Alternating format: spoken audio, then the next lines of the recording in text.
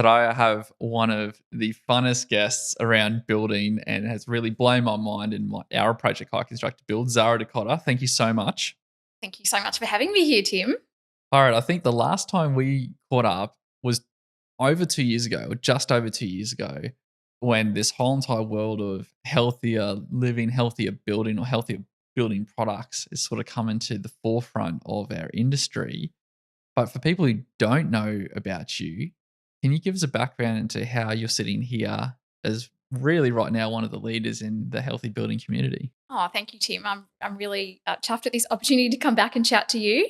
So I've been, I would say, on quite a wild ride the past 10 years. That started with my breast cancer diagnosis at age 29, closely followed by melanoma 2 years later, and then the loss of a really close friend to cancer. And after that, I was pretty convinced it was the most challenging things I would have to go through for a while, and that I'd learned everything I needed to as a result of those experiences. But shortly after my melanoma and the loss of my friend, I had a really long list of symptoms that 20 plus symptoms that no doctor could diagnose or pinpoint. I was very fortunate to find a naturopath who was environmentally aware, who did the longest health history anyone had ever done, 90 minutes that included asking me questions about every single home that I'd ever lived in and what symptoms I experienced in those homes. Wow. We established that I'm one of the 1 in 4 people that's genetically susceptible to mold.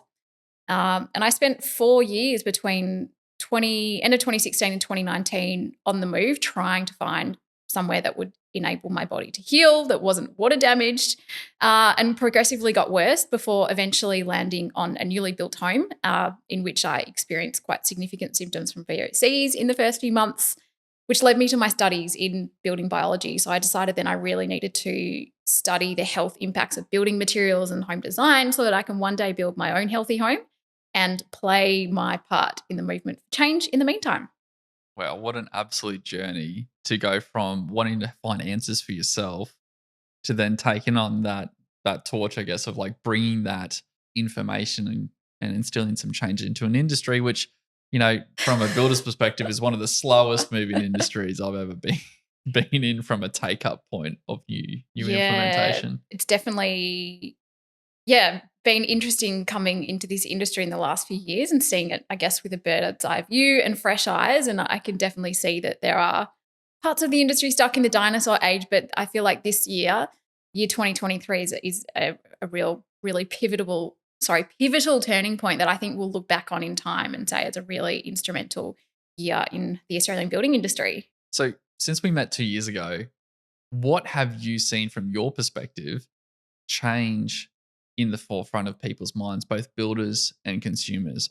Yeah, Obviously, one of those main trigger points was the sheer amount of rain we had. yeah, I think we experienced 126 days straight of rain, which has brought up a lot of other issues. And then now the NCC this year, yeah. which we've been doing a bunch of research on, that's coming, long overdue as far as I'm concerned from a Mm, building perspective. yeah. But over those last 2 years, what has been the biggest shift in mind and direction that you've seen from an outside point of view coming in? Yeah. So I think around that time when we spoke 2 years ago, definitely health of the built environment was coming to the forefront of people's minds because of COVIDs and lockdowns and people spending more time at home and being more conscious of their home environment. And then we had the floods and the extended periods of rain, which definitely a lot of people suddenly experiencing mold problems in their homes definitely escalated things. And then the changes to the National Construction Code this year in relation to condensation management have definitely taken it to a whole new level, I would say. And I guess what I've seen when I spoke to you 2 years ago, my main focus was supporting residential clients who wanted to make informed and empowered decisions in relation to their builds. But now I'm not doing that. I'm serving focus purely on serving building industry professionals because there's so much demand. And I think it's definitely being driven by the NCC, the fact that it acknowledges that health in the built environment is a human health hazard. But there's also what I'm seeing is there's a lot of builders in the sustainability passive house space that, they've already implemented what's going to be required as part of the changes to NCC. And now they're really looking to take the delivery of a healthier built environment to the next level and also offer a point of difference. Definitely, I think the building industry and the younger generation, a few builders that I know in sort of my age bracket or the younger age bracket of building is there's a bit of a change into the guard in the industry.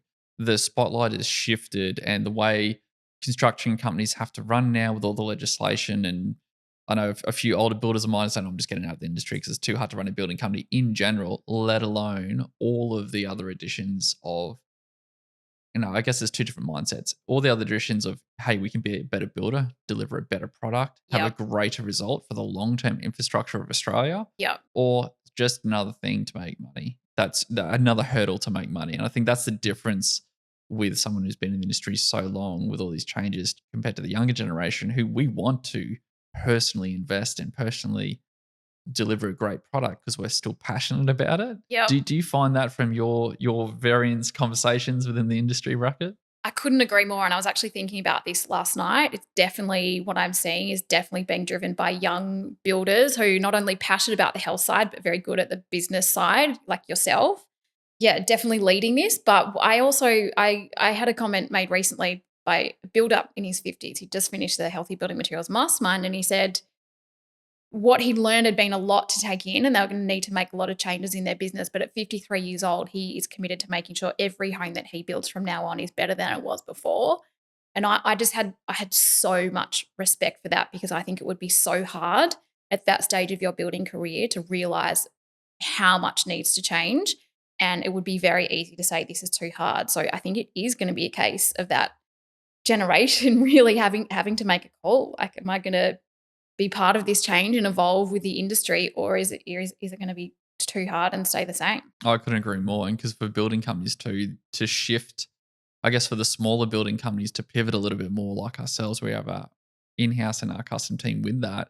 It's easier for us to implement that more, but not so much the bigger ships of construction where a single change costs millions and millions of dollars. Mm, And so I guess that also comes down to the type of builder people would want to look at building with, who are yes. being able to implement that. But that comes down to a price bracket, right? Yeah, and I do think that it's going to be interesting to see how this impacts the volume builders, because there's a lot that Oh, I completely agree. it's going to be, yeah, hard to keep prices down while improving the quality and the standard of the builds. Definitely.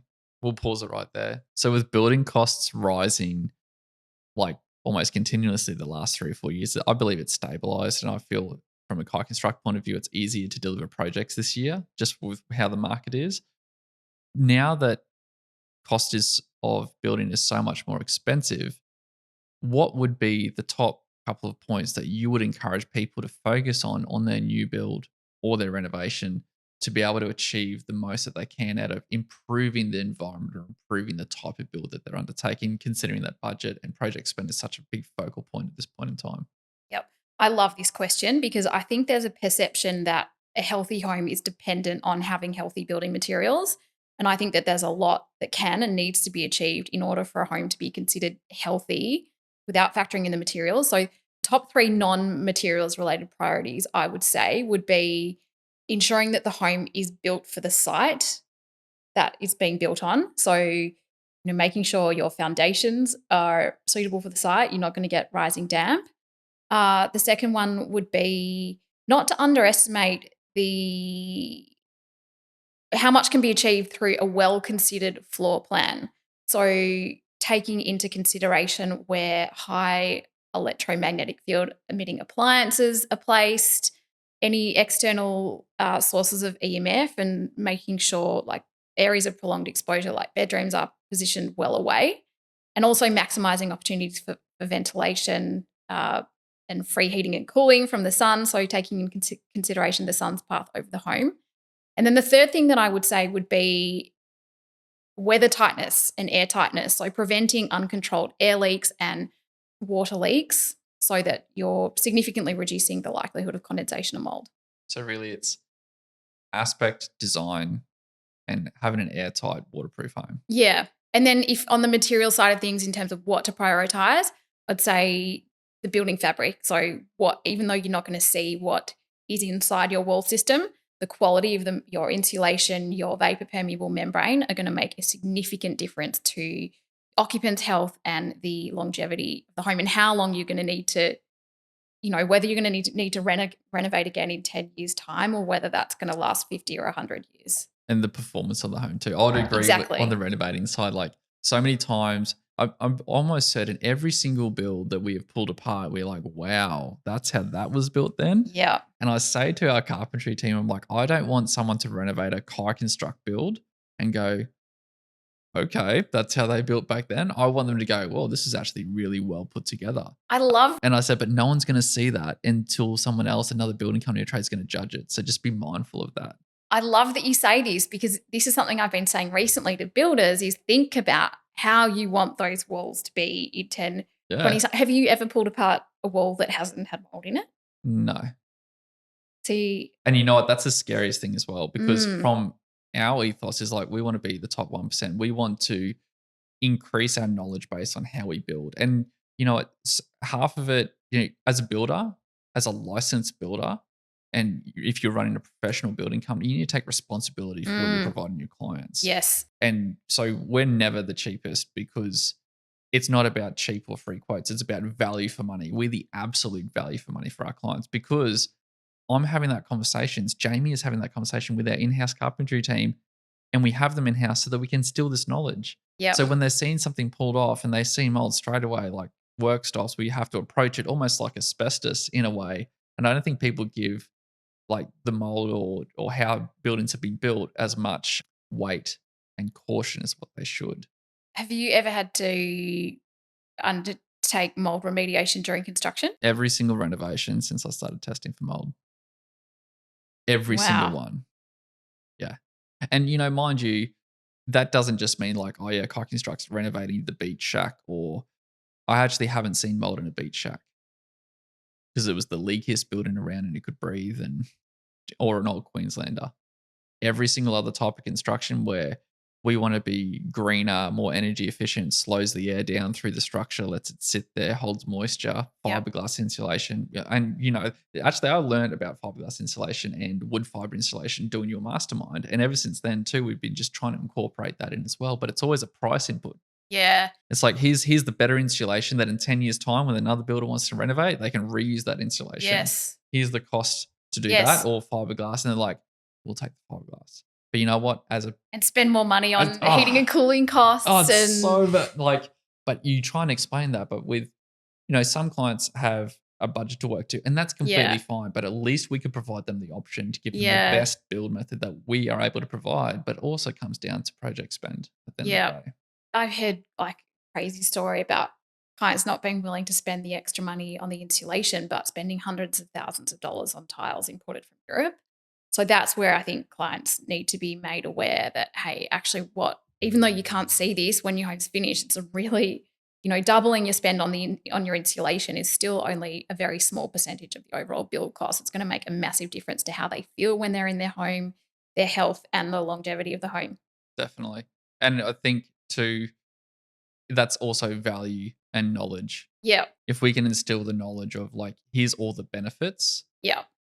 And it's hard when you can't visually see it. Like tiles, like that's going to look beautiful. I'm going to see that every single day. No, but even I think I actually put together some guidelines this week for building industry professionals to help guide clients towards a better insulation choices. And one of them is actually physically get your hands on the different options, dunk them in water, see how they perform, show the client. Because once you actually feel it and you actually see how it performs in response to moisture, it's a no-brainer. I did that with my carpentry team. One of my leading hands who's been in the industry for 40 years, like built all around the world. I showed him that bucket. Yep. We did a wine cellar Yeah. well, where it's almost about to be handed over, but we put wood fiber insulation in the wine cellar because the dew point difference was just so high that it would just condensate in the wall when I worked it out. I actually talked to Stu about this briefly too. Yeah. And I'm like, we need to put wood fiber because that in the months to a year, Yep. you have the cooker on one side, which is heat, and you have Mhm. the wine cellar at 16 degrees Yep. nonstop. There's going to be condensation in the wall. So we had to actually wrap the inside of the wall with Proclimer, Yep. wood fiber insulation, and air gap the other side. And we didn't do fire check, we did sound check because it could breathe more when we looked at the properties just for that one wall in a Yeah. renovation. And I wouldn't have done that 5, 6 years ago. But Yep. now knowing that, when I showed the boys, this is why we're paying a little bit more as a Yeah. builder to put wood fiber as opposed to that, and their jaws just dropped.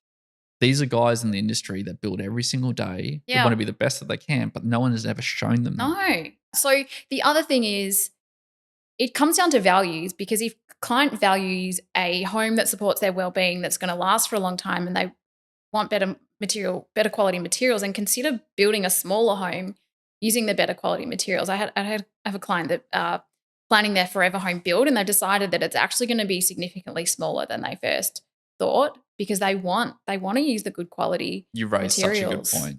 Like, So many homes, Australian homes, they're massive compared to. if anyone's ever traveled the world, America and Australia have some of the biggest homes that I've ever walked in. It's wasted space. And you go to It's Europe, Italy, like, here's my 3-bedroom apartment. It's small, compact, but it's so functional. It's Yep. beautiful finishes. Yeah, it costs more to run and clean and Oh, maintain a bigger totally. home. So, like, and you've been to our farm, which is great to have you. It's amazing. We have and the running joke with everyone is we have that 2-bedroom apartment on 40 acres. Oh, but I How did you feel when you walked through that? I home, actually? honestly, it was just like a feast for my eyes. There was so much to look at. It really felt like really special space to be in, and everything had been really well considered. And your wife Lauren is just such a talented designer. It was amazing. And it's good that it was a small floor space. Yeah, Because she but likes nice things. really functional. You could tell that every inch of that space was being used. It's great that you say like in every inch of that space was used, because when we first built that, we thought we would extend, because we're a builder, we'll extend and build something bigger. We fell in love with the fact that it was such a low maintenance home to live in. Mm. It was just Kai at the time. We now obviously have roosters too, so it's a bit of working around. But when we started that renovation, we sat down and we both said to each other when we start, what is not currently working in every single part of this home? What can we do to fix it or solve it for Yeah. what we know in the current season of life? And we know we have another little one coming as well. We put everything into that. And also we live in a climate where you spend most of the year outside anyway. So yeah, maybe in a cooler climate, do want a bit more space to be inside and cozy up in winter, but in this sort of climate. It's nice. Mm. The one thing I built that before I was a fully experienced builder. Our old boss helped me build that when I was working I on didn't oil know rigs this. offline. Yeah, so that's the whole entire story is we moved onto that land back in 2010, 2014. It was a long time ago.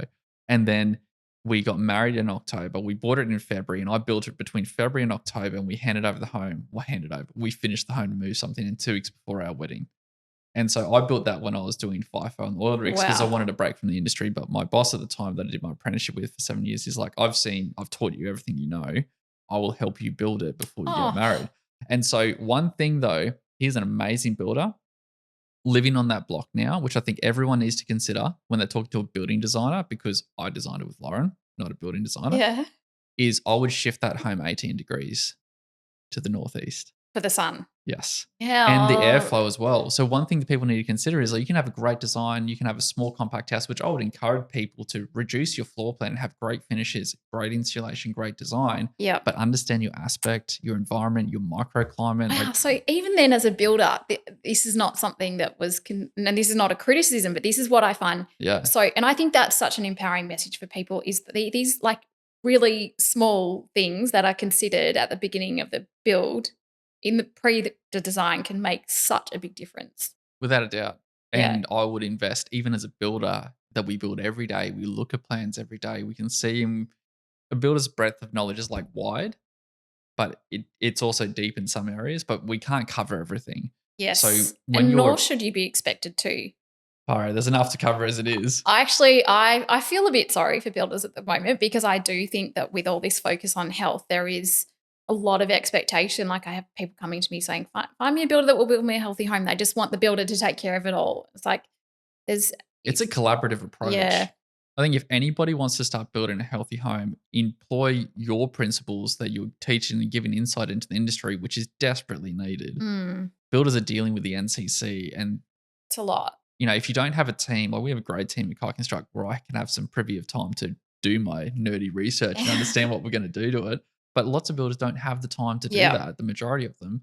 And there's enough for us to put out fires during the day, because that's just the nature of construction. So the clients and the builders values need to align. I love that point. What's your values for your home? Yeah. And then work together collaboratively to make that happen Yeah. and be okay and don't hit your builder with a stick when it's over budget. Reduce Yeah. your floor plan and keep everything that you want in it for Yep. sure. Definitely. Yeah, I couldn't agree more. That's awesome.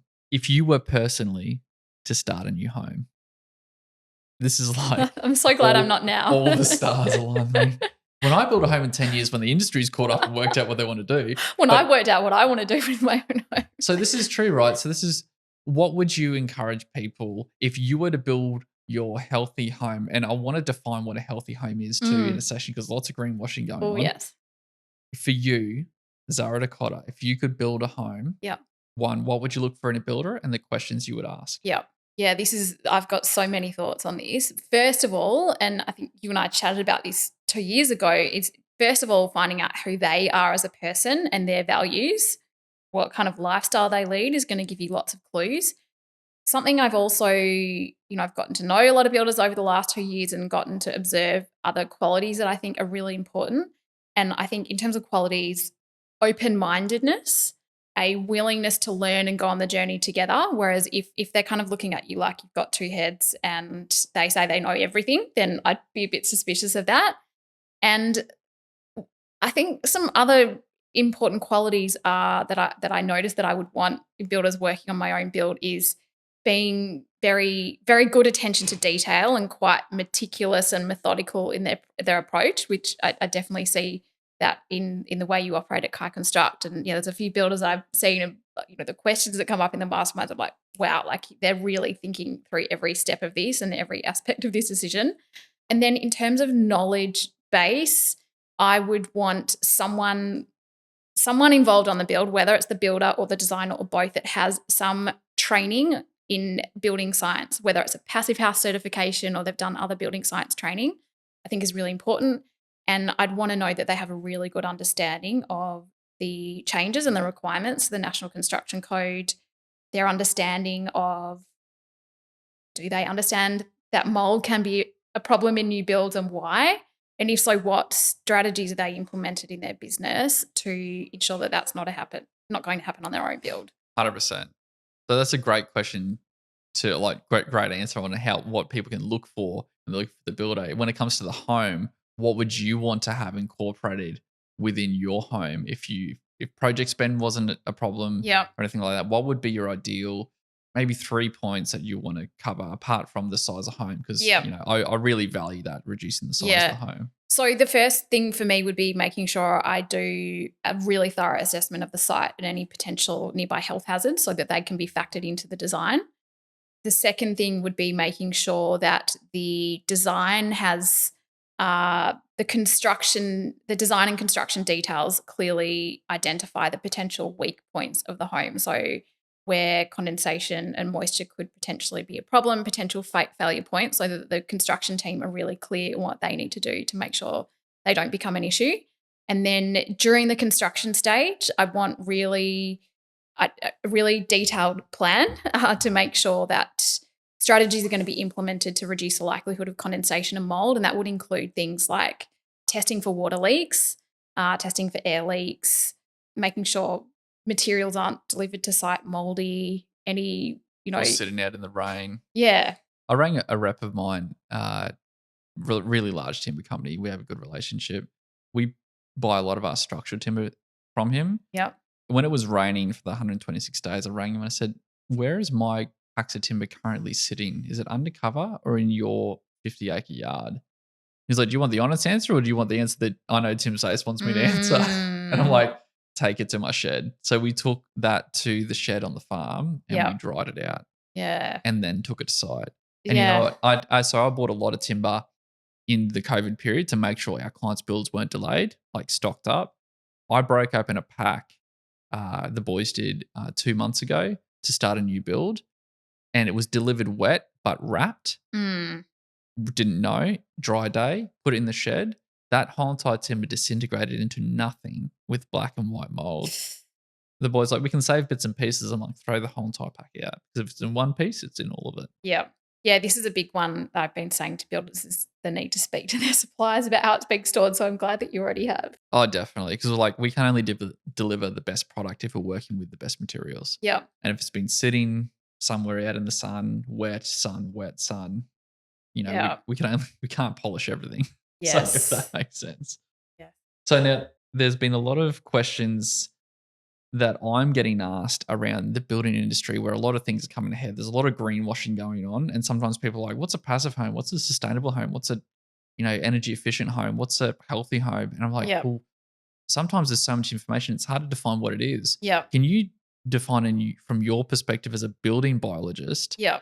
what a healthy home is? I'm happy to jump in on the passive and the other ones, Yeah. but like from your perspective, what's a healthy home and what do people really need to look out for to get away from the greenwashing and to come back to something authentic within that space? Yeah, so building biology is unique in its focus on the health of the human. So it focuses on the relationship between the built environment, the health of the human, and our surrounding environment. And the goal is for each of these three things to be in harmony. And it, as well as looking at strategies to prevent condensation and mold, it focuses on electromagnetic radiation sources and minimizing those as much as possible, and also the health and environmental impacts of the materials.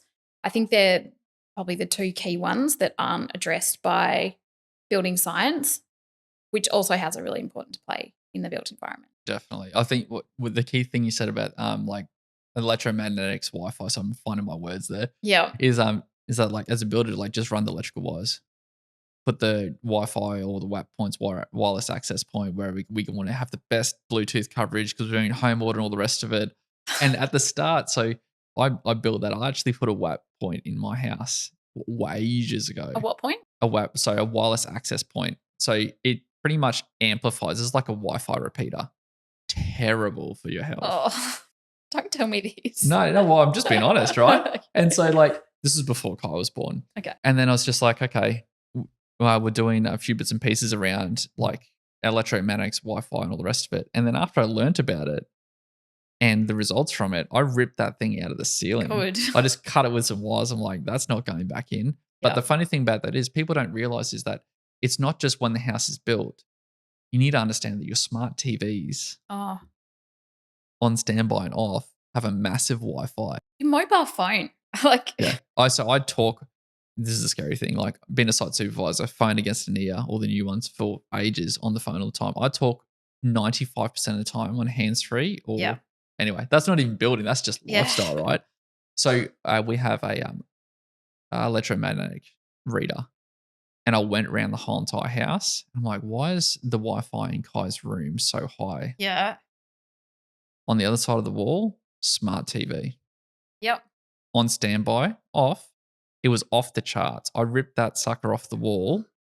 It's like, and this is like all in the period of time, but it's you only know what you know. So I'd encourage Oh. people. It's not just about healthy home, condensation, all the rest of it. Yeah. You can't live a trash life in a healthy home and expect the healthy home to out trump Yes. everything else like that. So I think it's a combination of things. But as a builder and as a dad, I was like, why didn't I know this before? Like, why didn't Oh, you got to be And this give is- your kind and gracious to yourself through this give process yourself a of little bit of leeway on it. yeah. So we still don't have a TV in the house because I refuse to put one in. Neither do I. I The love that. dishwasher in the kitchen, Yep. I've researched and found the only Miele one with no Wi-Fi. Good. Like, well, why'd you do that? Where are you standing at your bench with a dishwasher? 90% of the Yeah. time at your island bench next to your sink, Yep. and it's right at your waistline and anyway, and that's not woo-woo, that's proven. You can do your studies on that one. But I just think it's important to think about that, right? Yes, absolutely. So healthy home greenwashing, it's about making sure that you define the products that you're using, the Yep. team you're working with, that they're educated about what products are in. And you can't substitute everything, but No. making the best choices within your build, you would say would be the Yep. approach to take within it. Yeah. Yep. The design. So passive homes, everyone's like, define that. Well, passive home is just a great way of method of building, which was brought from Europe originally Yeah. because they went through all the tries and troubles we're going through currently in Australia, working out how to build properly. And I think it has merit in some climates Yeah. and others not so much. But Yeah. it's just really all about making the most airtight and efficient structure Yep. as possible. Would you agree with that? Yeah, and I think that regardless of whether or not people want to have a passive house, and regardless of which climate they're in, there are principles of passive house, building science principles that should just be incorporated on every build. 100%. And so, for people wondering what building science is, this might all be new. So, building science is the study of how heat, air, and moisture move through the building envelope and is critical to improving building performance and understanding why buildings fail. So, understanding the natural forces at play in the built environment and having strategies to ensure they don't contribute to problems within the building envelope is really critical to a healthy build as well. I would say one of the key components to incorporate passive home principles into every design, even if you're a builder listening to this and you don't want to even scrape the surface of passive home, like I'm in the middle of it at the moment, and it's just Yep. great information. And it's also good to define the things that we were doing in gut instinct is actually correct Yep. in contributing to that outcome. Like that Pro Climber we've been using for 2 years on Yep. Pro Climber and wood fiber wherever we can. Yep. And just that alone in wall sucking can improve the livability and the efficiency of a home. Yep. Yeah, slightly more, but you can only do it once. You can't refix, even when we're renovating, we can't address the sarking unless we pull all the walls off the home. Yeah. But there's just so much around that. So little things as a building company and as a consumer, you can talk to your builder about that has value in your home. For Definitely. sure. Definitely. And, having a ventilated cavity in the wall so that wall system can dry out if it gets wet. Oh, definitely. Cable panels has a natural one in there as long as you order the slotted buttons that you can get with it. So little things like that, just as long as you know the principles, you can incorporate that into the build method as well. Yep. The other thing with the healthy home and looking at builders Yeah. is to ask them, what does it, if they're advertising it, themselves as a healthy builder, what does it actually mean to them? What principles do they incorporate? What training have they done? And if they haven't, then what experts do they bring in to fill the gaps? Because there's too many builders saying that they do it with no understanding of what it means. And if there's any builders listening that, are considering going down this path or are on this path, I would say adding the health aspect of a build, it's not just like adding some gravy to your French fries. I was It's just about to like say, what do you think are the potential red flags with the NCC coming in this year, builders wanting to provide a better service, yeah. maybe not fully understanding what they can be deliver, and then consumers going, I want all of this great stuff, but there's no, well, like, where do you see the pitfalls in the industry of people wanting something builders want to deliver, but then do you feel it's a knowledge gap, or do you think it's just this transition period in the industry that has to happen? Uh, both. I think on the NCC side of things, something that homeowners need to be aware of is, it would be a reasonable assumption to think that there would be some sort of communication system in place within the industry whereby all the changes to the code are communicated to all registered architects, building designers, and builders, and that they would be required to confirm that they have read and understood the changes and what they need to do in order to meet those requirements. But such a system doesn't exist. And the only way that registered licensed builders and building designers know is if they proactively seek out the information. And I would say only a very small percentage of building industry professionals are currently really clear on what needs to happen in order to meet the requirements. So that's why it's really important, I think, for homeowners to be aware of what the changes are. Go to the NCC, the Australian Building Codes Board Condensation in Buildings Handbook. There are checklists in there for designers and builders. Chat through the items on these checklists with the designers and builders and get an understanding of how this is all going to be applied to their builds. Or even better yet, ask your builder, hey, these NCC changes that mean gobbledygook to me, probably most of the industry. What do you know about this? And Yep. what are you doing within your build to address certain items relating to my type of builder environment? Yes. I think that is one of the key questions, and let the builder answer the question. Definitely. And also to be aware is that these are minimum requirements only relating to roofs and walls. So these changes don't. Did you and I talk about Australian standards? I think so. Like, for me, that's a baseline.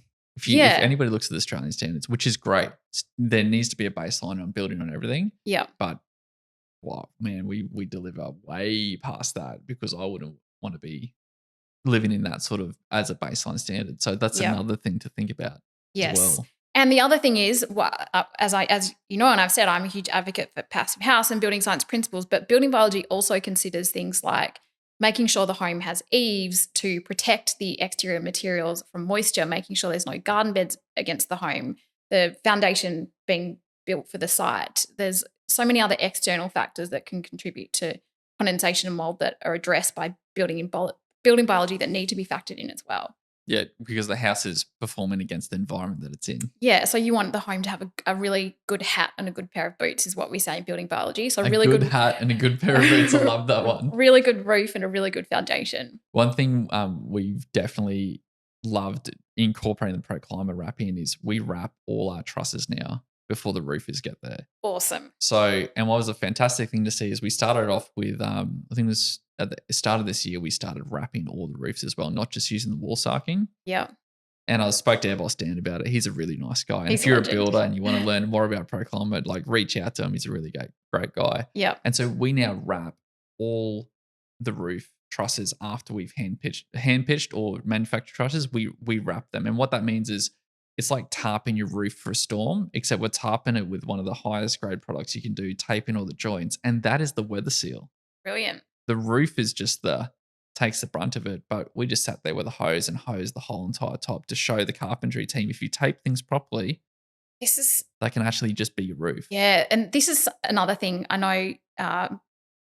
Another a builder I follow on Instagram, Sean at Tassie Builders blog, he was showing how they were doing the water testing of the ProClimate membrane. Oh, they did that too. Awesome. And I love that he was really open and said, look, it's because he's helping his mate Zane build his home. And so he said, it's great to have the extra time to be able to do this. It's not something we would typically do on a build. And I was like, well, I would want this to happen on my build. So how much extra time it would take? And he said probably a couple of days, but once they get better at it, it would be quicker. So that's another thing that could make a significant difference that should be factored into the build timeframes and planning stage. I have been told that even though we build extremely fast, like, oh, someone can build it faster and for cheaper. I'm like, all the best. Yeah. But I'm not going to compromise on a week of wrapping your house properly. Yeah. Foam filling around all the windows, screwing the windows, and like an extra week for all that. Yeah. Have a lot of windows. But the premise of it is that I actually save time and risk by doing that as a builder. Yeah. Because we can stand all the roof structure and wrap the whole entire house. The roof might be delayed. It might rain the very next week and the roofers can't get on the roof to roof. So your frame's getting rained on. Not ours. We just keep going on with rough-ins and all the services and the frame's still dry. Yeah. If it does get wet, I'll dry that frame out like no tomorrow before the gyprock goes on. But there's just concepts of time versus value. Yes. And I think in New Zealand, a mate of mine sets up a whole entire tent on the block of land and then builds the house in it. Then they defit the tent. Have you seen that? No, but I love this idea because I know when I get my block of land, I will want to spend time on it before I design the home to see exactly where the sun rises and falls, where's the wind coming from. 100%. Yeah. I love that. Sorry, I'll need to watch this. You'll have to I send it to will me. send you the link. It's unreal. It's unreal. That's how so they cool. build because they do with so much rain. Wow. So you've had so much knowledge in the industry and I guess input now, and lots of people now reaching out to you. What are the top couple of questions that builders come to you initially on that you feel gives the most input for them to help their client? Because that's a very broad question, right? Like people are like, "What's healthy home living?" Or yeah, I think wanting to understand what a healthy home means beyond materials, what sort of things they need to consider when looking at building materials. So I know there's a lot of focus on VOCs and carbon emissions, but there's actually a lot more to consider in the health impacts of materials. So yeah, I think that's turned a lot of light switches on for people that have been going through the mastermind recently. You know, because in passive house we talk about the need to build airtight and ventilate right. So there's a perception that if you have a ventilation system that will deal with the VOCs and she'll be right, mate. But no, actually focus on reducing the harmful chemicals in the first place rather than relying on mechanical means to remove it. you know, in Japan when they build a new apartment for someone, Yeah. it's in the actual finance that the parents or not the parents, the owners of that apartment don't have to pay any repayments for a month. You know what they do in that month? they air out the apartment. I've heard that this happens in China Yeah. for a few months, that Yeah. they've got a few months before they have to start paying their mortgage repayments. 100%. Yeah. To allow the VOCs to Yeah, go out. they ventilate the house every day. They open it up. Yeah, but whereas we just straight Move in. in. I love the smell of a new home. I want Oh, to air that out like no tomorrow. shouldn't new home smell? I think we talked about that as well. It just shouldn't be a thing. What I found doing renovations and doing pre-on-site inspections with the team and going through is there's also an old smell home. Can I share something with you? Yes. Every single report, I can't make this public because it's private for the clients and there's Yep. other stuff going on with it. But every single renovation that we've done since we first caught up was I want to understand why we keep seeing mold in existing homes. This is from a report on a home independently done by a lab on a 4-year-old property, multi-million-dollar property, had water ingress. You have a look for yourself. So with that too, every single home that I've done a renovation on that I can smell or see mold in, and I've actually had a personal training within this to actually understand how to identify it. And remember too, with NCC, class 3 mold, which is visible mold growing on a structure, is now the responsibility of the builder. Mm-hmm. In renovations, How do you feel about that? Sorry. a little bit trepidatious about it because I feel the building industry is ill-equipped, knowledge base-wise, to be able to fully understand the impacts of how they're building, whether they want to take responsibility for it or not, to be able to address the massive changes that are happening. And do you think that what you've been doing the mold assessments, do you think that doing that is key to improving your understanding of why mold is a problem in the built environment? 100%. That's why I'm doing the Passive House training course. That's why I'm doing the water rectification internationally recognized course. And I'm going to put my whole entire carpentry team through it. Is because that we need to fully understand if we're pulling that off like the 10-year-old home that I'm saying to the carpentry team, let's not be the company that in 10, 15 years time we get renovated and then they go, oh, it's still the same issue that we're complaining about now. Is pushing yourself to, if there's better information, implement that into the business. I'm very, very passionate about that. Not only for my own family, Yeah. I'd bulldoze my house and build it again if I had the choice. Why? Well, just because, I build it with better wall wrap, I build it with this, but I've just made certain changes within the existing home to ventilate it better. Another builder said this to me yesterday, and Stuart Sholton said it to me when I first met him on site 2 years ago about what they do differently with their own builds and what they realise potentially contributes to condensation mold. And I said, that's the type of builders that I'd want to build my home, builders that have learned from their mistakes, as opposed to there are a lot that still don't even know that mold's a problem in new builds. Like, this is actually news to them.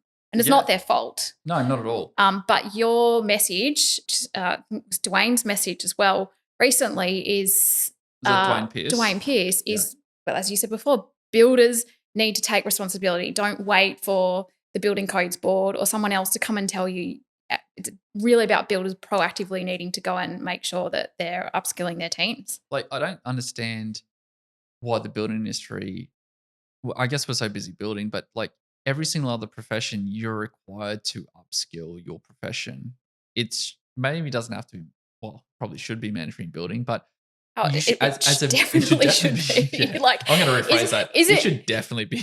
Is it any wonder that homes are being built to the standard that they are in Australia? Yeah.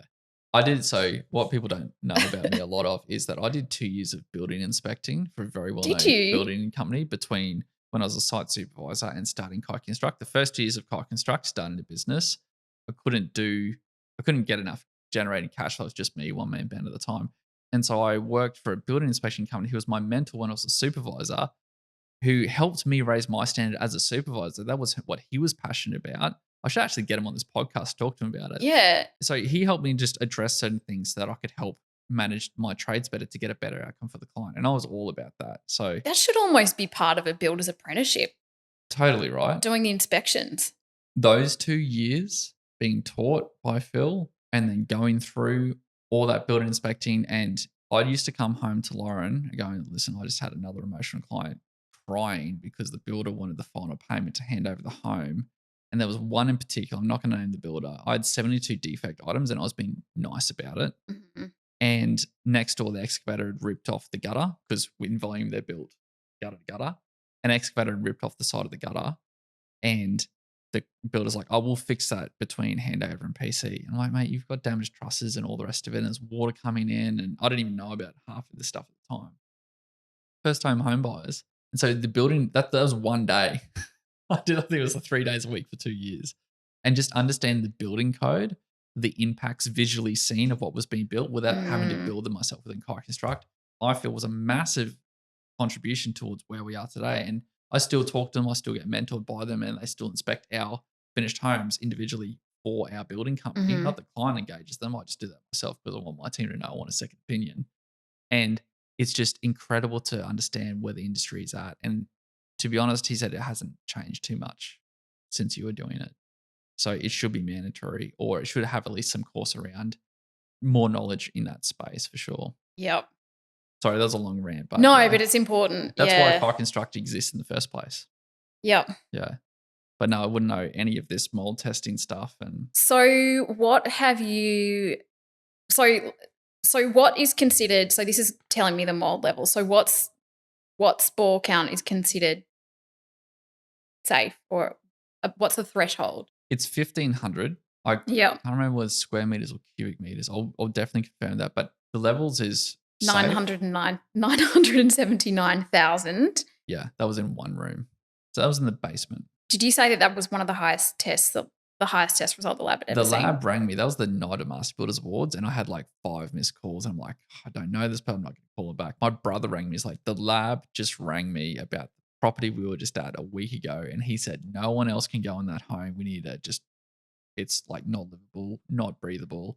And I'm like, we were just walking through that home, and I felt half sick afterwards, but I felt I couldn't smell anything during the time because the type of mold is aspergillus. How old was this home? This was 4 years old, multi-million-dollar home. Yeah, owner builder. Later, I found out. Wow. I've seen multi-million-dollar home that was unlivable.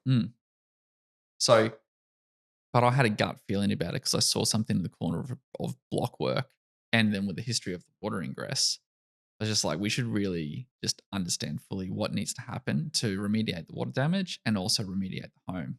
So have clients come to you for the renovation because mold in their homes are making them sick, or No. are they making a correlation after you've done the assessment that maybe mold contributing to symptoms they might be experiencing? The first time I raised it with a client, I actually got laughed at. Going, yeah, it's fine. We just strip it out and we just redo it, or we just bleach it and paint some mold on it. And I'm like, okay, cool, and did some more research. I'm like, no, I'm right with what I want to do.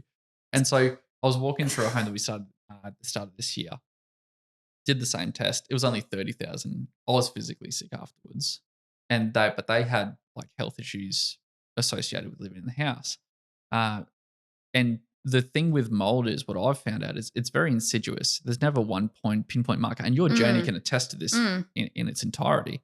But understanding mold of what it looks like, what it smells like, sometimes you can't fully identify it. But mold is like a tree. So visually, think of mold like a tree. Yeah. You can wipe it off, bleach, whatever you want with it, and it doesn't work, by the way. Yeah. But the roots are still there in the gyprock, in the tile, Yeah. in the silicon. The hyphae. And oh yeah, exactly right. And then you can just keep wiping it off, but it's still there. So you need to treat it properly or remove the substance entirely. And so I treat mold like asbestos. Yeah. We see it. There's certain things within our company that we address for our clients, Yeah. but we generally pick it up at our on-site inspection. And so that's why we only work with clients from the design stage while they're doing their plans, especially for renovations and new builds. So you actually won't take them on if you can't work with them in the design stage? We don't tender on plans. I think that's because I feel I'm doing, it's just a number. And if a client is just looking for a number, one, our values don't align. Yeah. But two, how can I as a professional builder provide the most value for that client for the money they're spending? I can't. I'm just putting a figure against a set of plans, which is going to be determined on the lowest price, which is generally a builder who's either starting out or doesn't know their overhead costs at all. People need to understand that there are different types of building companies, and that a one-man band and a team like Construct operate differently, different experiences during the build journey, and different overheads associated with that each project incurs daily. However, our team does this. So Like this is all this extra value add as a professional builder that we're trying to bring into Construct to be the best we can be, to provide the most value for money, even though we might be more expensive. We're addressing something key that here's your beautiful home. Sorry, call me in a month and you got damp carpet every single day of the week because you didn't build your split level home properly. So, in my experience supporting clients through renovations, Mm. the first step, getting the mold assessment, in every single scenario, there's the mold problems are way worse than they first thought. So, significantly adds to the project scope. Also, can be quite stressful for the clients. Yeah. But ultimately, it's presumably enabling you to deliver a better end result for your client. So, can you tell me a bit more about what that experience has been like on some of the projects? Has the client that said you were woo woo, when you got the results back, did they then go like how did their mindset shift? I had great pleasure in writing the email going, I care about both of you this much. Here's an independent lab report. You do your research. Yep. A week and a half passed. They rang me and they go, you know what? Apologize for you thinking that. We also didn't want to incur the cost of additional remediation on top of a renovation build that we already knew was above budget. I'm like, well, then how about we just refocus and realign where the project's at and work back? Let's address this first and then the scope can go around it. So the mold assessments have changed the scope of the projects? 100%. In every case? Every single case. How many would you have done, the assessments? I'm up to 6. And because Construct we're not volume builders, we only build a few. Yeah. So have there been common themes that you've noticed from the assessments about the causes of the water damage? Poor build method. And what sort of things? Wall sarking, roof design, low pitched roofs. Yeah. As a company, we refuse to build anything under 5 degrees. Yeah. I've missed out on some beautiful architectural builds that I'd love to build, but there was no collaboration between the builder and building designer, and they weren't prepared to incur 2 degrees to change the facade slightly, and they're going to have a flat roof. I know for a fact one of those builds constant water issues, but it's aesthetics versus practicality. There's always this give and take. That's why you need a building designer and a builder around it, in between the two. Yeah, and I think it actually is an empowering message that I know from the mold assessment reports I've seen, and obviously what you're seeing from the renovations is the mold assessment for the renovations is that there are common pitfalls that can be avoided in the design stage if you've got that knowledge. So yeah, I think I really applaud you for implementing that on all of your projects. Oh, thanks for that. Yeah. It's definitely a little bit of a push in the industry, but as a building company and any builders listening to this, as you change your values, as you change your base level of what you will accept as a builder underneath your license and what you won't, and then also to instill that onto your clients, and they just value that so much. They actually care about them and their family, not just it's just another build. It goes tenfold. And we have had a great response from people wanting to build with us specifically around because of how we approach builds. Yeah. And, I've been saying for a while that I think that this is where there's like a missing link in the industry is the people that design and build the homes not knowing or having conversations with the people that do the assessment when things go wrong, like the mold testing technicians. So that you working in partnership to understand the cause of the mold problems. And I know that there's a builder in Sydney, Dan, who's just completed the mastermind, who's going to start doing the same on his renovations as a result of what you're doing. So I think you're really paving the way for others in the industry to do the same, which is brilliant. Awesome. Yeah. No, tide rises all boats. If we can all help each other as builders, that'd be good. Obviously, when you build a home, it's for you and your family initially, or your client and their family. But one day they're potentially going to sell that home or rent it out, and where it's to benefit us all, so that one day, hopefully, we can know that if we need to sell or buy or rent a home, we can move in knowing that it's going to be a home that isn't going to make us sick. That's definitely. The dream. Or improving. And I think it's great what you're doing for the industry. I thank you so much for coming in and chatting to us about it. I think if anyone's listening to this and want to learn more, they can look up Zara D'Cotta. We're going to put all the links for how they can reach out to you and what you're doing within the industry below. And just really appreciate your time. And I'm looking forward to building better more and more with you. Thank you so much, Tim. Thank you for having me here. And yeah, congratulations on everything you're doing to improve the standard of builds at Construct. And I can't wait to see what you do next. Oh, that'd be great. Thank you. Awesome. Thank you.